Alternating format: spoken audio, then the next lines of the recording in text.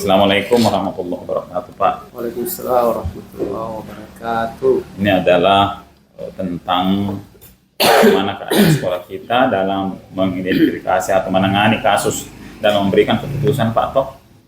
Nah, selama ini bagaimana Bapak mengidentifikasi kasus-kasus yang merupakan dilema etika atau bujukan moral?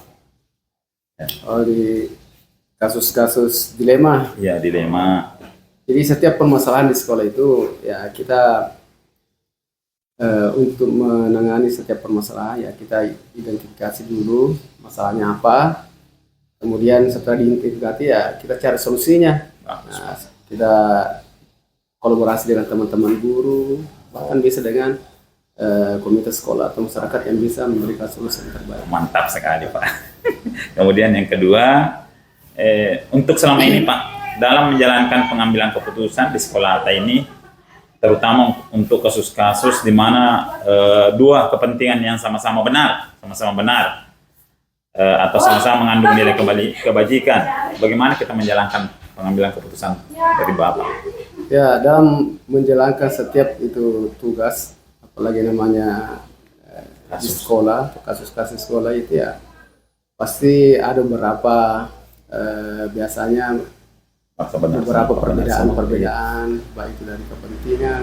Tapi untuk di sekolah kita ini jika mendapatkan permasalahan yang berbeda ya kita bagaimana kita cari solusi bersama, karena ini kan kita mau bagaimana kita ini mencari jalan terbaik untuk mencapai tujuan bersama. Karena ini betul-betul memang selalu kita laksanakan di sekolah Atta, musyawarah mufakat bersama. Nah, selanjutnya Pak, langkah-langkah apa yang biasa kita lakukan selama ini, langkah-langkahnya untuk langkah-langkahnya untuk penanganan kasus ya kalau tergantung dari kasusnya. Biasanya kalau ada kasus-kasusnya yang bisa diselesaikan langsung di sekolah atau lewat guru kah, ya diselesaikan masalah itu jangan sampai berlarut-larut. Ya, kalau ada mungkin penanganan kerjasama dengan masyarakat, ya kita mungkin panggil orang tuanya, atau ada yang bisa kasus-kasus yang besar yang tidak bisa diselesaikan sekolah, ya kita panggil mungkin yang bisa menyelesaikan bersama untuk yang terbaiknya. Bagus sekali pengambilan keputusannya, Pak, ya. Alhamdulillah. Kemudian apa yang efektif, Pak, yang kita pakai untuk pengambilan keputusan? Yang efektif dalam pengambilan keputusan, Pak, yang bagus sekali. Maksudnya keputusan apa itu? Yang efektif dalam pengambilan keputusan dalam kasus dilema etika. Dalam pengambilan keputusan paling efektif sebanyak itu setiap permasalahan itu ya kalau bisa diselesaikan secepatnya. Pada masalah itu terjadi permasalahan pada waktu itu ya kita kalau bisa upayakan selesaikan, jangan selalu ditunda-tunda. Ya. Itu lebih baiknya. Apalagi kan biasa kebanyakan di sini kan paling permasalahan peserta didik saja. Ya. Itu masalah mungkin ya kenakalan anak-anak mungkin yang ya biasalah namanya anak-anak. Gitu. Terima kasih, Pak. Kemudian tantangan, Pak, tantangan kita dalam mengambil keputusan dari kasus-kasus yang di dilema etika ini. Tantangan, Pak? Ya, kalau biasa, kalau saya lihat sebanyak sini tidak terlalu banyak tantangannya. Karena saya lihat di sini juga masyarakat juga sadar juga sudah menyerahkan anaknya untuk di sekolah ya berarti tanggung jawab sekolah. Ya terkadang juga masih ada juga orang tua yang kadang ada masalah kasusnya, masalah anaknya biasa, ya kadang dipanggil, kadang cuek. Ya. Tapi setelah dikasih pengertian ya dia datang mungkin karena kesibukan dia bekerja, jadi begitulah. Kalau masalah tantangannya enggak terlalu, Pak Adi. Oke, kita lanjut, Pak.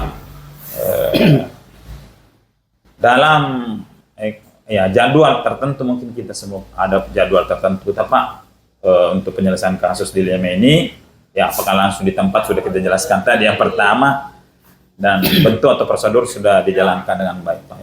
Kalau sebanyak kalau masalah jadwal, ya tidak ada semasa jadwal ditentukan. Kalau kasus ini nanti, pokoknya ada masalahnya kalau kita sudah dapatkan diselesaikan secepatnya. Kalau pada waktu itu juga, kecuali mungkin ada yang mungkin yang perlu kerjasama dengan orang-orang yang di luar, atau lain mungkin karena keterbatasan waktu atau waktu tertentu ya kita mungkin bisa jadwal, tapi secara umum sebenarnya ya tidak perlu jadwal. Ada insiden masalah ya kita selesaikan secepatnya. Ya, terima kasih Pak. Kemudian tinggal 2 ini Pak. Faktor-faktor apa? Adakah seseorang atau faktor yang mempermudah membantu Bapak ini dalam pengambilan keputusan dalam kasus dilema? Adakah seseorang atau faktor? Ya, yang jelas dalam melaksanakan tugas itu tidak bisa kita berhasil sendiri, tidak ada orang yang bisa berhasil sendiri. Apanya namanya ini lembaga pendidikan sekolah ya, faktor yang bisa membantu kita termasuk guru-guru, teman guru-guru, orang tua masyarakat, komite, termasuk dinas pendidikan semua. Jadi, tetap ada kolaborasi ya, Pak Adi. pasti begitu. Nah, kemudian yang terakhir Pak, dari semua hal yang telah kita sampaikan, apa pembelajaran yang kita dapat petik dari pengalaman Bapak mengambil keputusan? Pembelajaran yang bisa diambil. Ya sebenarnya kalau kita ada masalah, pertama itu ya kita harus ya bagaimana pertama berpikiran tenang lah, selalu berpikiran positif. Jadi yang jelas setiap masalah itu pasti ada jalan keluarnya.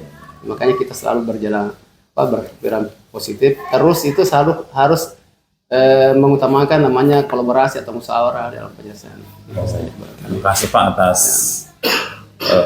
pemaparannya dan sangat bagus sekali. Terima kasih. Assalamualaikum warahmatullahi wabarakatuh. Ya, semoga sukses. Sukses Pak. Jadi juru penggerak. Insya Allah. Oke. Pak.